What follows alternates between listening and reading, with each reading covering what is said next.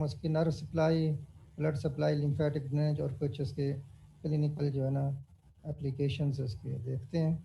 तो स्कैल्प क्या होते हैं बताएं आप, इतना तो पता होगा। व्हाट इज स्कैल्प,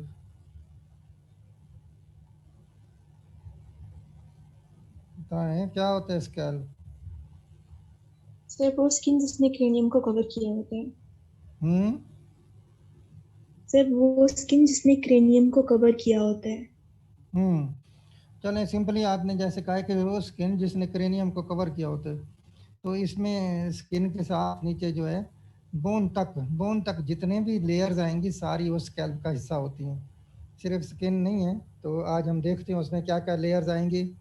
तो स्किन से शुरू करेंगे और जो बोन होगी, स्कल होगी, वहाँ तक जो लेयर्स आएंगी सारे, दैट आर कॉल्ड स्कैल्प।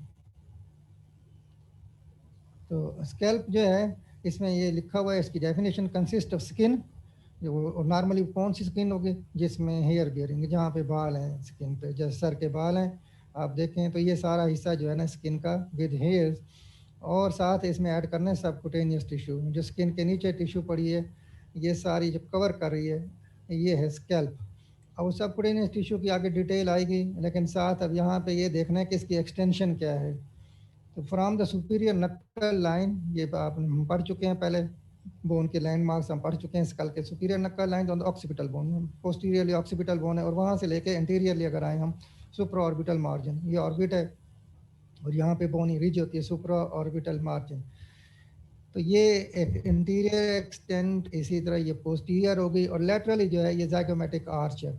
तो यहाँ से हम देख रहे हैं ये 3 एरो नज़र आ रही हैं, तो ये इसकी एक्सटेंशन नज़र आ रही है। ये जाइगोमेटिक आर्च दोनों तरफ जाएगी, राइट साइड पे भी लेफ्ट साइड पे भी, ओवर द टेम्पोरल फेशिया। तो टेम्पोरल फेशिया के ऊपर ये यहाँ तक ये इसकी एक्सटेंशन होगी। यहाँ भी आपको नज़र आ रही वही वही स्लाइड है, इसका फ्रंट से बिहाइंड पे external occipital प्रोट्रूबरेंस, superior nuchal line और जाइगोमेटिक आर्च, ये सारी लेयर जो है ना, ये अब ये हमने ये कट करके दिखाई हुई है, हाफ एक साइड की जो है ना, ये कट के दिखाई। तो इसमें ये स्किन विद सबकुटेनियस टिश्यूज, और उसकी डिटेल हम आगे अब देखते हैं कौन कौन सी आएंगी।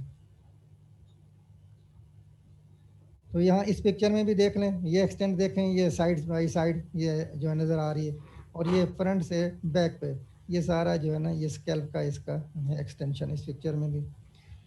तो इसमें जो टोटल लेयर्स हैं वो 5 लेयर्स हैं, और वो उन्हीं जो स्कैल्प जो वर्ड है SCALP इसी से है, तो इसलिए ये आसान है इसकी लेयर्स के नाम याद रखना और उनकी डिटेल। तो सबसे पहले S आ रहा है इसमें, तो उसी हिसाब से हम देखेंगे, इसमें ये डायग्राम में नज़र भी आ रहा है कि स्किन है, S से स्किन, और C से आ जाता है कनेक्टिव टिश्यू, फिर A से है एपिनेरोसिस। तो ये एपोनेरोसिस ऑफ द ऑक्सीपिटोफ्रंटालिस लिखा हुआ है, मसल की एपोनेरोसिस होती है, वो बाद में देखेंगे। भाई यहाँ पे तीसरी लेयर आप याद रखें जिसमें मसल भी आएगा पार्ट, लेकिन दरमियान में जो है ना स्कैल्प के, वो है एपोनेरोसिस। फ्रंट पे और बैक पे मसल आता है, टॉप पे जो है ना स्कल की टॉप पे ये थर्ड लेयर जो है ये एपोनेरोसिस होती है। ए से एपोनेरोसिस, फिर आ गया L, loose areolar connective tissue होती है इस एपोनेरोसिस के नीचे, और आखिरी जो है पेरिक्रेनियम। पेरिक्रेनियम ये स्कल के ऊपर जो पेरियोस्टियम है उसका नाम पेरिक्रेनियम। यहाँ पे खास बात जो लिखी हुई है, first 3 of which are connected intimately and move as a unit. तो पहली 3 लेयर्स ये यहाँ पे शो की हुई हैं, इनको आप ये समझ लें कि ये टाइटली अडेरेंट होती हैं एक दूसरे से, ये एक यूनिट बनाती हैं, S, C और A, स्किन, कनेक्टिव टिश्यू और एपोनेरोसिस। अगर मूव करें पकड़ के आप सर के बालों को, स्कैल्प को, तो ये 3 लेयर जो है ना ये इकट्ठी मूव करेंगी, इनके दरमियान में मूवमेंट नहीं होगी, इनके नीचे मूवमेंट होगी, लूज एरियल कनेक्टिव टिश्यू, यहाँ जाके ये जो है ना मूवमेंट होगी, लेकिन ये तीनों आपस में जुड़ी रहती हैं एज ए यूनिट। और इसी तरह जो है रिंकल्स जो बनते हैं फोरहेड पे, वो स्कैल्प को मूव करने से बनते हैं। तो ये मूवमेंट जो होती है इसमें अपर 3 जो है या फर्स्ट 3 लेयर्स जो है ना ये एज ए यूनिट जो है ना वर्क करती हैं। अब यहाँ पे देखते हैं सबसे पहले स्किन। स्किन के जो स्ट्रक्चर अगर देखें तो थिन स्किन होती है except in the occipital reason.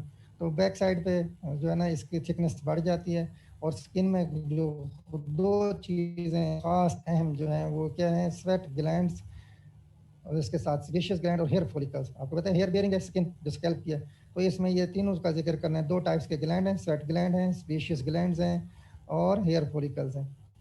It has abundant arterial supply and good Venus and lymphatic drainage. ये बड़ी इंपॉर्टेंट है। स्किन में अगर यहाँ पे कट लगता है, आपने कभी एक्सीडेंट होता है तो और सूरत हाल है, कोई वुंड हो जाता है, शार्प या ब्लंट कोई चीज़ आके लगे सर में, तो ब्लीडिंग बहुत ज़्यादा होती है। उसकी वजह यही है, प्रोफ्यूज जो है ना ये ब्लड सप्लाई है इसकी स्किन की। दूसरे नंबर पे आए तो फिर आ जाती है कनेक्टिव टिश्यू। सी से कनेक्टिव टिश्यू है। अब कनेक्टिव टिश्यू यहाँ पे जो खास बात है, ये एमसीक्यू में ऐसी चीज़ आती है, ये थिक होती है कनेक्टिव टिश्यू, थिक डेंस और टफ होती है, और इसमें भी ब्लड वेसल्स बहुत ज़्यादा होती हैं, रिचली वास्कुलराइज सबकुटेनियस लेयर है। स्किन में भी ब्लड वेसल्स हैं, इसमें भी हैं, इसमें बहुत ज़्यादा ब्लड वेसल्स हैं दूसरी लेयर्स में, और साथ ही नर्व सप्लाई भी है, अबंडेंट नर्व सप्लाई है इसमें, और कुटेनियस जो है वेसल्स वो भी जो है प्रोफ्यूज है। तो दो लेयर्स हो गई, skin, connective tissue. Third layer आ जाती है एपोन्यूरोसिस, इसको एपिक्रेनियल एपोन्यूरोसिस भी कहते हैं, या सिंपली एपोन्यूरोसिस। एपिक्रेनियल मतलब क्रेनियम के ऊपर, एपिक्रेनियल एपोन्यूरोसिस। अब ये एपोन्यूरोसिस आप पढ़ चुके हैं फर्स्ट ईयर में। एपोन्यूरोसिस क्या होती है, जल्दी बताएं, व्हाट इज एपोन्यूरोसिस? कहाँ पढ़ा था एपोन्यूरोसिस? सर बाइसेप्स में। सर ये हैंड में। Dense regular connective palmar aponeurosis, इसी तरह प्लांटर। तो ये एपोन्यूरोसिस है क्या? आपने जनरल एनाटॉमी में पढ़ा थिक होगा, एंड डेंस। क्या सर चीज है? डेंस रेगुलर कनेक्टिव टिश्यू है। शीथ लाइक से है तो कनेक्टिव टिश्यू। तो ये शीथ लाइक, अगर तो ये होता कॉर्ड लाइक तो फिर तो टेंडन होता। तो इसकी तरह ये शीथ की शक्ल में दो हमने पढ़ी थी, एक रेटिनाकुलम सर पढ़ी थी, डेंस रेगुलर की एक ही समय और रेटिनाकुलम भी इसी तरह स्ट्रैप लाइक होती है, और ये जो है एपोन्यूरोसिस भी। तो पामर एपोन्यूरोसिस आपने पढ़ी है, उसी तरह यहाँ पे भी ये डीप फेशिया की मॉडिफिकेशन कहते हैं। तो यहाँ पे जो है इसको नाम दिया हमने epicranial aponeurosis. Broad strong tendinous sheath as a tendon का काम कर रही है। देखें अब ये यहाँ पे एज ए जो टेंडन है राउंड शेप नहीं है, ये एक शीथ की शक्ल में फ्लैट। तो इसको फिर टेंडिनस शीथ कहा, इसलिए कहा गया है कि इसके दोनों तरफ स्कैल्प के, ये नीचे पिक्चर में नज़र आ रहा है आपको, फ्रंट पे देखें फोरहेड पे मसल बैली नज़र आ रही है, और पीछे ऑक्सीपिटल बोन पे भी मसल बैली नज़र आ रही है, और दरमियान में ये एपिक्रेनियल एपोन्यूरोसिस है। यानी यूँ समझें इन दोनों मसल्स के दरमियान में टेंडन है, और ये दो उसकी बैलीज है। बेसिक एक ही मसल है, उसके दो पार्ट्स हैं, और नाम इसका है ऑक्सीपिटो फ्रंटालिस। तो ये इसने लिखा है, कवर करता है calvaria and serves as the attachment for muscle bellies converging from the forehead and occiput. तो ये मसल बैलीज जो है ये यहाँ पे जो है ना ये कन्वर्ज हो रही हैं, यहाँ पे फ्रंटल बोन पे और ऑक्सीपिटल बोन पे, नाम ऑक्सीपिटो फ्रंटालिस है। And from the temporal bones on each side, तो यहाँ टेम्पोरल बोन से इसकी अटैचमेंट, सामने और पीछे मसल हैं, साइड्स पे टेम्पोरल बोन पे ये अटैच है aponeurosis. The temporoparietal and superior auricular muscles, यहाँ पे भी आते हैं मसल, लेकिन वो अलग से हैं। उसके बाद collectively these structures constitute the musculo aponeurotic epicranius. तो इसको हम सारे को अगर इकट्ठा नाम दें, मसल को भी और एपोन्यूरोसिस को भी, तो फिर इसका नाम बनता है मस्कुलो एपोन्यूरोटिक एपिक्रेनियस। वरना सिंपली जो हम लेयर कंसिडर कर रहे हैं, थर्ड स्किन के नीचे थी सबकुटेनियस कनेक्टिव टिश्यू थी, और फिर थर्ड एपोन्यूरोसिस आ गई, और जिसके साथ मसल अटैच हैं एंटीरियरली और पोस्टीरियरली। यहाँ इस पिक्चर में भी वही चीज़ शो की गई, एपिक्रेनियल एपोन्यूरोसिस। फ्रंट पे ये बैली है, फ्रंटल बैली मसल की, ये ऑक्सीपिटल बैली। तो मसल एक ही है, frontal belly of occipito frontalis और occipital belly of occipito frontalis, muscle एक ही है। चलें आगे चलते हैं, चौथी लेयर आ जाएगी एपोन्यूरोसिस के नीचे। अब ये पहली तीन लेयर आपको याद रखना है कि ये एज ए यूनिट काम करती हैं, टाइटली एडहेरेंट होती हैं एक दूसरे से। और यहाँ पे जो है अगर मूवमेंट होती है तो ये फोर्थ लेयर के साथ इनकी मूवमेंट होती है, क्योंकि लूज एरियोलर टिश्यू है, स्पंज लाइक लेयर है, ये कोई थिक और डेंस नहीं है। इसमें पोटेंशियल स्पेसेस भी हैं, और उन स्पेसेस में फ्लूइड जो है वो कलेक्ट हो सकता है। कभी इंजरी हो तो कोई ब्लड या कोई और फ्लूइड इसमें इन्फेक्शन की सूरत में पास भी इकट्ठी हो सकती है। तो ये याद रखिएगा, इस फोर्थ लेयर में जो है ना ये स्वेलअप हो सकती है, इसमें स्पेसेस में कोई फ्लूइड जो है ना वो कलेक्ट हो सकता है। This layer allows free movement, यही आपको मैंने बताया कि इसकी वजह से स्कैल्प मूव करती है। अगर सर के बालों को पकड़ के आप स्किन को अगर आगे पीछे दाएं बाएं हिलाएं तो ये जो मूवमेंट है वो इस लेवल पे हो रही है, 4th लेयर पे। तो पहली 3 लेयर जो है ना एज ए यूनिट काम कर रही हैं, और इस पे जो है ना मूवमेंट इसके चौथी पे होती है, और नीचे फिर आ जाता है स्कल आ जाती है, जिसमें उसकी पेरियास्टियम आएगी 5th लेयर में। ये पेरिक्रेनियम, वही पेरियोस्टियम, ये dense layer of connective tissue that form the external periosteum of the neurocranium. तो न्यूरोक्रेनियम जो स्कल बोन्स हमने पढ़ी थी, फ्लैट बोन्स हैं, उनका स्ट्रक्चर कैसा होता है? इसका फ्लैट बोन जो है, जल्दी से बता दो कैसा स्ट्रक्चर होता है?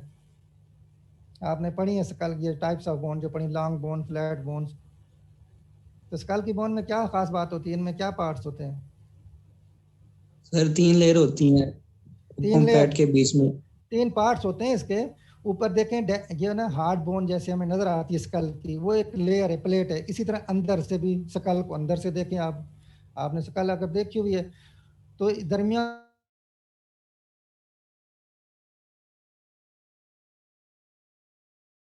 ये पेरिक्रेनियम जो आपको बता रहे हैं, firmly attached but can be stripped fairly easily from the cranium of living person except where the pericranium is continuous with the fibrous tissue in the cranial suture। अच्छा, इसमें ये जो खास बात है याद रखने वाली कि ये जो आखिरी लेयर आ रही है बोन के ऊपर, जिसको पेरियास्टियम कह रहे हैं, जहाँ जहाँ ये सूचर्स आएंगे।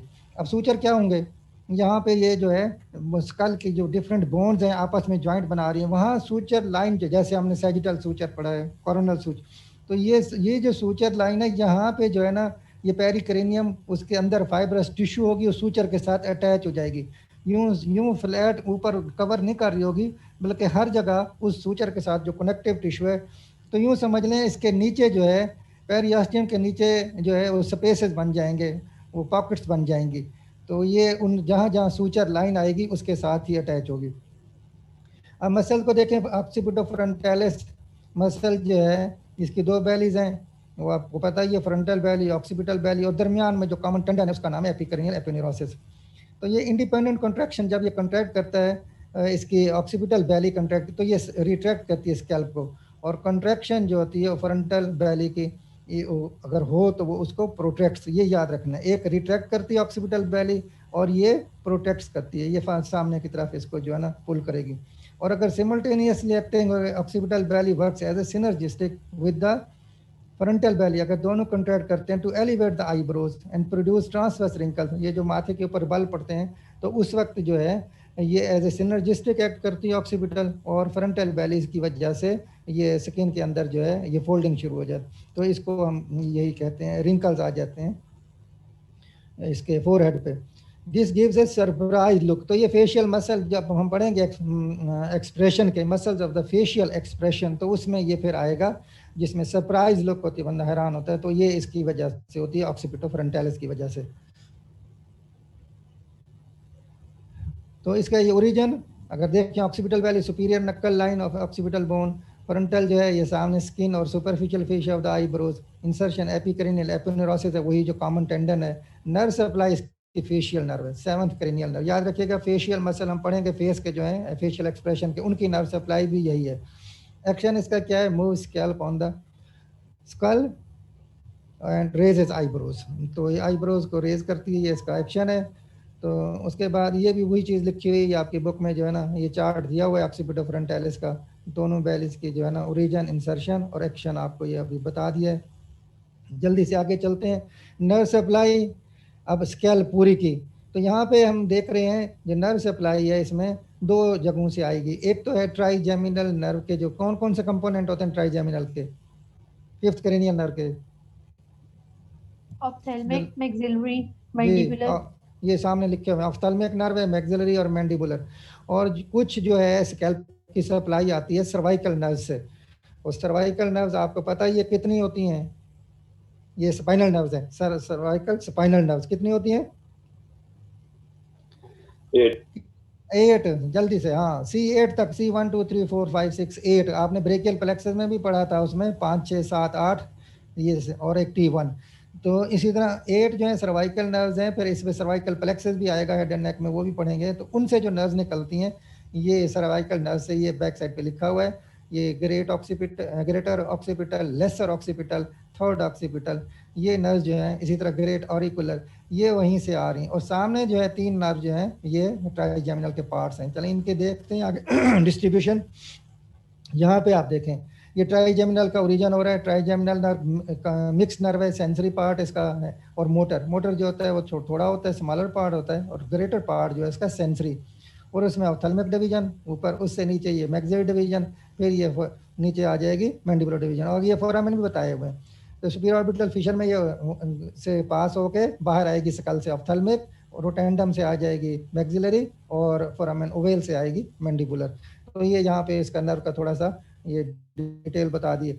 अब आते हैं इसमें कौन कौन सी नर्व्स आती हैं। तो सबसे पहली नर्व सुप्राट्रॉक्लियर, फिर उसके बाद सुप्रो ऑर्बिटल, सुप्राट्रॉक्लियर, सुप्रा ऑर्बिटल। एक डायग्राम में आपको मैं पहले दिखा दूं ताकि फिर आपको आसानी हो जाए।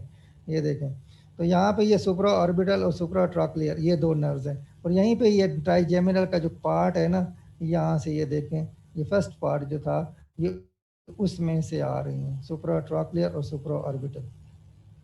ऑप्थेल्मिक डिवीजन, ऑप्थेल्मिक डिवीजन की डिटेल आगे पढ़ेंगे, अभी आपकी इस पिक्चर में से याद रख लीजिएगा इसके फिर फर्दर 3 पार्ट्स बन जाते हैं ऑप्थेल्मिक। हमने ट्राइजेमिनल का फर्स्ट पार्ट देखा ऑप्थेल्मिक, उसके आगे 3 होते हैं, लैक्रिमल नर्व, नेजोसिलियरी और फ्रंटल। तो सबसे पहले ये जो ऊपर जा रही है ना फ्रंटल नर्व, ये याद रखें, आज के लेक्चर में फ्रंटल नर्व याद रखें। ऑप्थेल्मिक की फिर आगे फ्रंटल, तो फ्रंटल से फिर जो है आगे 2 हिस्से हो जाएंगे, एक का नाम है सुप्राट्रॉक्लियर, एक का नाम है सुप्रा ऑर्बिटल। तो ये 2 नर्व आ रही हैं, इनकी आप ज़रा डिटेल देख लें। Supratrochlear branch of ophthalmic division of the trigeminal winds around the superior orbital margin supply the scalp। ये हमारा ऑर्बिट है, ये आईब्रोज के ऊपर से ये पीछे स्कैल्प के ऊपर जा रही है, passes backward close to the median plane and reaches nearly as far as the vertex। जो हाईएस्ट पार्ट है स्कैल्प का, वर्टेक्स तक ये चली जाती है। उसके साथ ही फिर सुप्रा ऑर्बिटल है, ये भी ऑप्थेल्मिक की डिवीजन है, अभी हमने देखा दोनों। तो ये जो है winds around the superior orbital margin, same उसी तरह ascends over the forehead supply the scalp, से साथ साथ पैरेलल दोनों जा रही हैं। अभी हमने डायग्राम देख लिए, ये देखें पैरेलल जा रही हैं। ये एक मीडियल है ट्रॉक्लियर और ये थोड़ा लेटरल है सुप्रा ऑर्बिटल, ये दोनों वर्टेक्स तक ऊपर जाएंगी। चलें 2 नर्व्स ये हो गई। उसके बाद आ जाती है ज़ाइगोमैटिको टेम्पोरल और ऑरिकुलो टेम्पोरल, इसमें लफ्ज़ टेम्पोरल आ रहा है। तो ज़ाइगोमैटिको टेम्पोरल जो है ए ब्रांच ऑफ मैक्सिलरी डिवीजन, अब ये दूसरी डिवीजन से आई। ऑप्थेल्मिक से 2 आई थी, सुप्राट्रॉक्लियर, सुप्रा ऑर्बिटल, और इसमें से एक आती है मैक्सिलरी डिवीजन से ज़ाइगोमैटिको टेम्पोरल। वो स्कैल्प ओवर द टेम्पल, ये जो कनपट्टी होती है हमारी, ये टेम्पोरल, ये उसको सप्लाई करती उस हिस्से को स्कैल्प के। और ऑरिकुलो टेम्पोरल जो है ये मैंडिबुलर थर्ड डिवीजन जो थी ट्राइजेमिनल की, उससे निकलेगी auriculo temporal, ascends over the side of the head from in front of the auricle, ये कान के सामने से आएगी, और ये टर्मिनल ब्रांचेस सप्लाई करेंगी ओवर द टेम्पोरल रीजन। तो यहाँ पे आप देख लें इस डायग्राम में, यहाँ पे ये नज़र आ रही है, ये ऑरिकुलो टेम्पोरल को भी ये शो किया गया है। ये मैंडिबुलर नर्व सबसे नीचे थी, और ये जो थी ये मैक्सिलरी दरमियान में, मैंडिबुलर सबसे नीचे, तो ये मैक्सिलरी नर्व यहाँ पे आ रही है।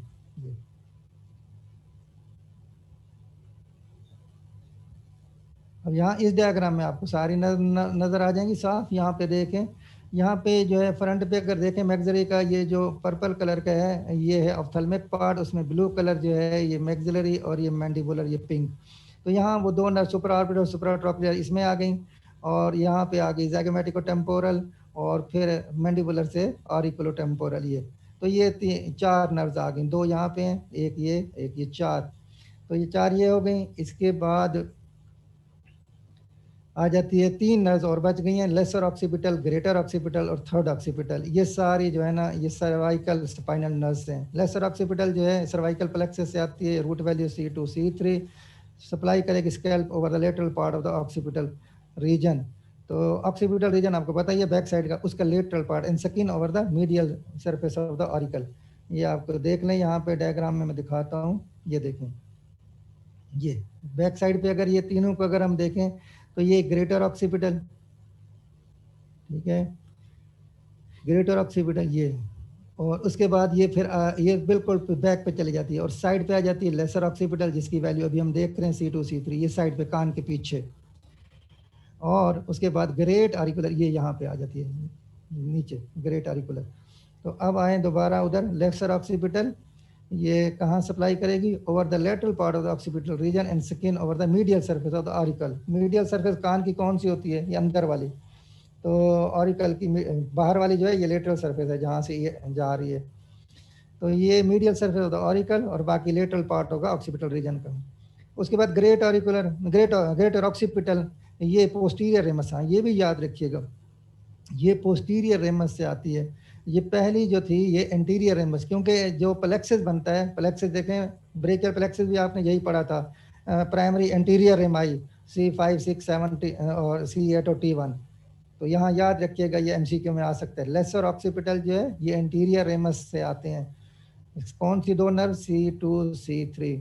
और ग्रेटर ऑक्सीपिटल ये है C2 नर्व, जब नर्व बन जाती है स्पाइनल फिर उसकी दो रेमाई बनती हैं, वेंट्रल और डॉर्सल, ये एंटीरियर पोस्टीरियर।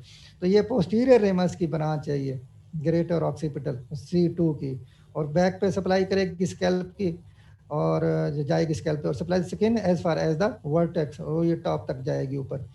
तीसरी जो बनती है वो है third occipital lateral branch the posterior ramus, ये भी पोस्टीरियर रेमस से आ रही है C3 की, ये C2 की पोस्टीरियर थी और ये C3 की पोस्टीरियर रेमस। और ये जो है ना PS कहती है trapezius and supply scalp lower occipital and सब ऑक्सीपिटल रीजन, ये हम पढ़ेंगे। लोअर ऑक्सीपिटल सब ऑक्सीपिटल यहाँ पे नजर आ रही है आपको ये साइड, ये चलें यहाँ पे फिर आ जाइए आगे, एक और पिक्चर आ गई है, यहाँ पे भी आप देख लें वही सारी नजर आ रही है साइड पे, सामने सुप्रा ऑर्बिटल, सुप्रा ट्राक्युलर, फिर जाइगोमेटिको टेम्पोरल, ऑरिकुलो टेम्पोरल, ये तो सारी थी उसकी ट्राइजेमिनल की ब्रांच। और फिर पीछे सर्वाइकल के जो थी ग्रेट ऑरिकुलर, लेसर ऑक्सीपिटल, फिर ग्रेटर ऑक्सीपिटल, थर्ड ऑक्सीपिटल। तो यहाँ पे हमने जो यहाँ पे शामिल किए हैं ऑक्सीपिटल, ये आगे चली जाती है नीचे कान के नीचे, हम ये तीन शामिल करनी है स्कैल्प में, लेसर ऑक्सीपिटल, ग्रेटर ऑक्सीपिटल और थर्ड ऑक्सीपिटल। ये और नीचे लिखा हुआ है ये जो है ना पोस्टीरियर रेमाई से कौन सी आ रही हैं और एंटीरियर रेमाई से कौन सी है। आर्टीरियल सप्लाई रिच सप्लाई है जो हेयर फॉलिकल को सप्लाई करती है। स्मॉलेस्ट कट ब्लीड्स प्रोफ्यूजली, ये भी इस क्वेश्चन बड़ा इंपॉर्टेंट है, आ जाता है इम्तिहान में कई दफ़ा कि इसको छोटा सा कट अगर स्कैल्प पे लगे तो प्रोफ्यूज ब्लीडिंग क्यों होती है, इसका जवाब आगे आएगा। तो moving laterally from the mid line anteriorly and following the arteries are present. अगर हम मिड लाइन से देखें आर्टरीज की तरतीब तो आगे जो आ रही है अगले स्लाइड में तो हम देखते हैं। और यहाँ पे देख लें, यहाँ पे आर्टरीज के नाम उसी तरह, दो तो वैसे ही हैं, जैसे सुप्राट्रोक्लियर नर्व थी, सुप्रा ऑर्बिटल नर्व थी, आर्टरीज भी दो वैसी हैं। फिर ज़ाइगोमेटिको टेम्पोरल, तीसरा नाम भी सेम वही है, जैसे नर्व्स थी उसी तरह आर्टरीज, ये नाम चेंज हो गए हैं। फिर थोड़ा बैक साइड पे आएंगे तो superficial temporal artery, posterior auricular artery और ऑक्सीपिटल आर्टरी। अटेंडेंस ले लेनी है आप लोगों ने याद से, ठीक है। टाइम थोड़ा मैं ज़रा तेज़ी से ये आपको बता दूं। सुप्राट्रोक्लियर सुप्रा ऑर्बिटल आर्टरीज ये देखें फ्रंट पे नज़र आ रही हैं जिस तरह वो नर्व्स थी सुप्राट्रोक्लियर, तो ये है internal carotid artery. Internal carotid किसकी ब्रांच होती है, बोलो भी सही जल्दी से। इंटरनल कैरोटिड किसकी ब्रांच है, हेलो। Common carotid. हाँ कॉमन को ये नज़र आ रही है यहाँ पे, अब मैं ये निशान बता रहा हूँ। ये कॉमन कैरोटिड जो है ना, ये जो है ना, अब वहाँ वो अब पीछे नहीं जाते, फिर वो आगे जो है ना आज सारे आर्च ऑफ एओर्टा से नहीं। तो यहाँ से कॉमन कैरोटिड की इंटरनल और एक्सटर्नल, इंटरनल जो है ये ब्रेन को सप्लाई करती है सारी, वहीं से फिर देखें ये अंदर से आई सी ऑप्थल में, तो ये इंटरनल कैरोटिड फिर इसलिए मेन सोर्स बताया गया है सुप्रा ऑर्बिटल और सुप्राट्रोक्लियर, दो आर्टरीज ये आ रही हैं। तो इसका मतलब है इंटरनल और एक्सटर्नल कैरोटिड दोनों से ब्रांचेज आएंगी स्कैल्प पे। तो ये ऑप्थेल्मिक आर्टरी की दोनों ब्रांचेस थी, असेंड ओवर द फोरहेड इनका company with the supratrochlear supraorbital, same वही इसी नाम की जो नर्व्स थी उन्हीं के साथ ये कंपनी करेंगी। उसके बाद सुपरफिशियल टेम्पोरल ये नजर आ रही है, सुपरफिशियल टेम्पोरल ये जो है एक्सटर्नल कैरोटिड आर्टरी की टर्मिनल ब्रांच है। एक्सटर्नल कैरोटिड ये नजर आ रही है और इंटरनल अंदर चली जाती है, डॉटेड लाइन वाली जो दिखाई गई है। तो यहाँ पे एक्सटर्नल की जो है टर्मिनल ब्रांच असेंड करेगी इन फ्रंट ऑफ ऑरिकल, कान के सामने से आई with the auriculo temporal nerve, nerve का इसके साथ जो रिलेशन वो भी याद रखें ऑरिकुलो टेम्पोरल, लेकिन आर्टरी का नाम है superficial temporal. It divides into anterior and posterior branches which supply the skin over the frontal and temporal region. ये आगे branches दो हो रही हैं, anterior posterior. चलें, ये दो यहाँ ये होगी, दो हमने वो देख ली, दो ये एक ये तीन हो गई अब तक. ये बड़ी पिक्चर फिर नजर आ रही है, ये सुपरफिशियल टेम्पोरल की एंटीरियर ब्रांच, पोस्टीरियर, इसी तरह ये सुप्रा ऑर्बिटल, सुप्राट्रॉपिकल.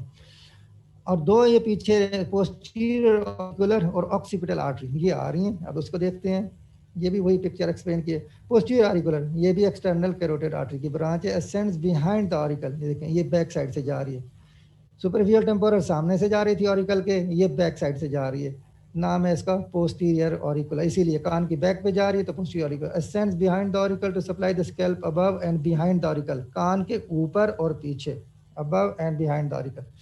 और उसके बाद है ऑक्सीपिटल आर्टरी, ये भी एक्सटर्नल कैरोटिड की ब्रांच है, ascend from the apex of the posterior tongue. यहाँ ट्राइंगल आएगी, हम अब पढ़ेंगे नेक में, उसकी एपेक्स से ये असेंड करेगी in company with the greater occipital nerve. हम पहले पढ़ चुके हैं, वो इसी जगह पे होती है, उसी के साथ ये असेंड करती है और सप्लाई करेगी skin over the back of the scalp and reach as high as the vertex. वहीं वर्टेक्स तक ये जाएगी बैक साइड से होती हुई.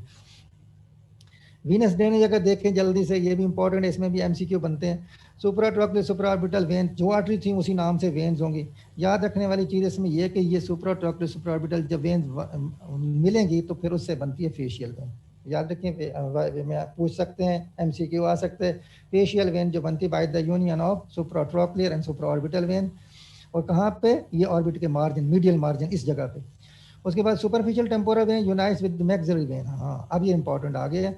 मैक्सिलरी वेन के साथ यहाँ पे ये जो सुपरफिशियल टेम्पोरल, इधर से मैक्सिलरी ये आ रही है, ये दोनों मिलकर बना देती हैं रेट्रोमैंडिबुलर वेन. और ये पैरोटिड ग्लैंड में आ जाती है, substance of the parotid gland. ये रेट्रोमैंडिबुलर वेन यहाँ बन चुकी. फिर देख लें, ये सुपरफिशियल टेम्पोरल, इधर से मैंडिबुलर, ये रेट्रोमैंडिबुलर. रेट्रोमैंडिबुलर वेन फिर दो हिस्सों में डिवाइड हो जाती है, एक इसकी एंटीरियर डिवीजन होती है, एक पोस्टीरियर. देखें, वेन हमेशा इकट्ठी होती हैं, आर्टरी डिवाइड होती हैं. तो ये क्वेश्चन भी पूछा जा सकता है कि बॉडी में कोई ऐसी एग्जांपल दें जहां वेन डिवाइड हो दो हिस्सों में. तो ये एंटीरियर पोस्टीरियर डिवीजन है रेट्रोमैंडिबुलर वेन की. फिर पोस्टीरियर डिवीजन, जो posterior auricular when unites with the posterior division. अब ये देखते हैं, पोस्टीरियर ऑरिकुलर जो बैक साइड से ये आ रही है पोस्टीरियर ऑरिकुलर, और इधर से पोस्टीरियर डिवीजन, ये मिलके बना देती हैं एक्सटर्नल जुगुलर वेन. ये आ रही है एक्सटर्नल जुगुलर. तो ये याद रखिएगा, क्योंकि ये हमने पहले पढ़ चुके, पोस्टीरियर ऑरिकुलर जो आर्टरी थी उसी के नाम से वेन भी है. तो वेन अकेले नहीं आती, साथ posterior division of the retromandibular vein, ये मिलके बनाएंगी एक्सटर्नल जुगुलर वेन. ये नीचे आ रही है. चलें, अटेंडेंस ले लिया आप लोगों ने? अटेंडेंस ले ले, हो गई. अच्छा, चलें, अब ये पिक्चर जो है ना लार्ज हो रही है. देखें, पोस्टीरियर ऑरिकुलर ये मिल रही है, पोस्टीरियर डिवीजन यहाँ नहीं लिखा हुआ, ये आ रही है posterior division of retromandibular vein. ये anterior division of retromandibular vein. Anterior division retromandibular vein और फेशियल वेन मिलकर ना ये कॉमन फेशियल वेन बनाती हैं, और वो इंटरनल जुगुलर वेन में ये आके ड्रेन हो जाती है. ये यहाँ इसकी जो है ना, ये इसका सारा कोर्स नजर आ रहा है. एंटीरियर डिवीजन ऑफ रेट्रोमैंडिबुलर और facial vein unite to form the common facial vein. और कॉमन फेशियल वेन थोड़ी सी है बस, वो इसमें आके ड्रेन हो रही है इंटरनल जुगुलर में. चलिए, यहाँ तक ये हो गया. उसके बाद यही पिक्चर मुख्तलिफ बुक्स में से फिर आपको यही लेके दिखाई है, आपके वो देखें, KLM में देखें और उसमें देखें स्नेल में, तो ये सारी आपको मिल जाएंगी.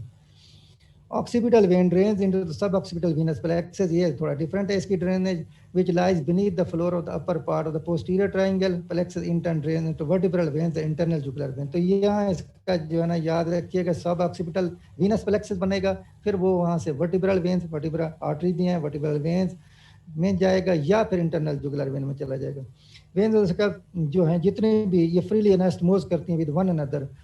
और इम्पॉर्टेंट चीज़ है, आपस में भी करेंगी सारी वेन्स, और डिप्लोइक वेन्स ऑफ द स्कल, जो डिप्लोइक मैंने अभी बताया था, उनके साथ भी करेंगी. And the intracranial venous sinuses by the valveless emissary vein. ये हम पहले पढ़ चुके हैं. इमिशरी वेन जो है ना, ये एक्सटर्नल वेन्स को इंटरनल वेन के साथ कनेक्ट करती हैं. तो इस तरह डिप्लोइक वेन जो है, ये जो स्कल में पड़ी हुई, इनका कनेक्शन फिर थ्रू ये इमिशरी वेन्स अंदर हो जाएगा intracranial Venus sinuses. Intracranial Venus sinuses basically ये वेन्स हैं ब्रेन के. लिम्फेटिक ड्रेनेज जल्दी से देखें तो इसमें जो है ये interior part of the scalp जो है, ये सारा ये सब मैंडिबुलर यहाँ पे लिम्फ नोड में ड्रेन हो रहा है. और फिर कुछ जो है ये हो रहा है सुपरफिशियल पैरोटिड, यहाँ पे आ जाती है ये सुपरफिशियल पैरोटिड, ये प्री आरिकुलर कान के आगे, और ये फिर जो है ना मस्टाइड में जाकर ये ड्रेन हो जाती हैं. और vessels back to the scalp drain